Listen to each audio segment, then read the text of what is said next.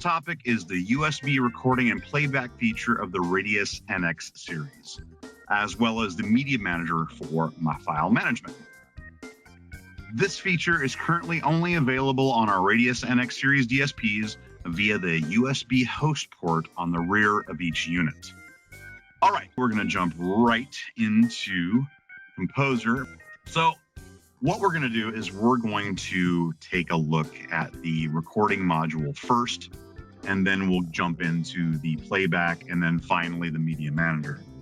So it looks effectively like any of our other modules. I mean, as you can see, the 8 channels have their own input volume control, mutes, and metering, as well as labeling.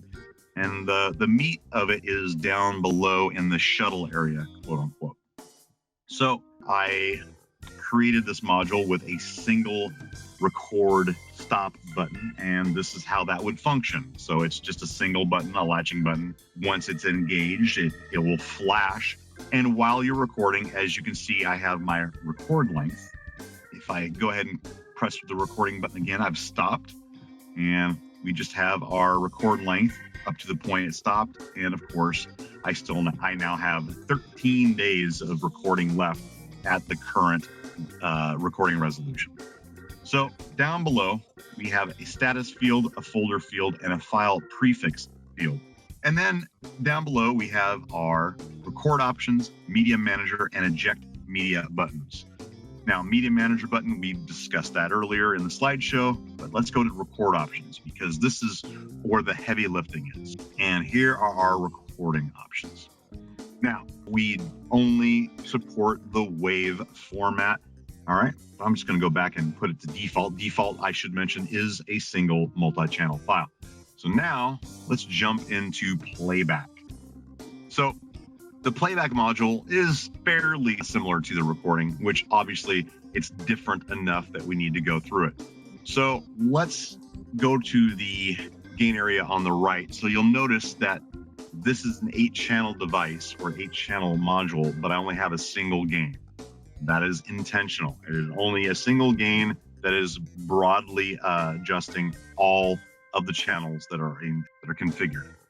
Now, currently, I am playing a stereo file, and the other similarities are that we have along with the gain, we have the mute. That's a master mute for all 8 channels, as well as the media manager button and eject media. Now, the shuttle area is a little bit different. I mean, obviously, we have our fast forward and rewind, so rewind and fast forward. And then we have a stop, which is separate from the play, as well as pause. Pause functions exactly as you would expect. And the same with auto start. Auto start, once engaged, is engaged exactly the same as a record feature. Down below, you'll notice we have playlists. So these take priority. So if you have a playlist engaged, this will actually take priority in the playback over a single file. Now, let's move on to the media manager. And this is the default view. So you're going to see your playlists folder if you've created playlists, but you're definitely going to see the recordings folder, which is created by default.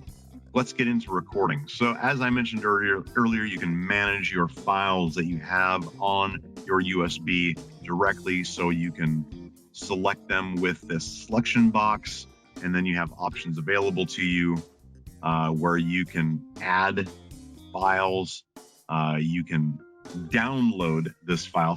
Also, that's very important, you can play the file. Now, when you play the file in the media manager, you're streaming through the web browser. You are not playing through the DSP. So you can listen, you can sample the recordings without playing through the DSP if it's at a courtroom, so you're not playing something back that they can hear. This is only via the browser. And that's your files area. And that is basically it.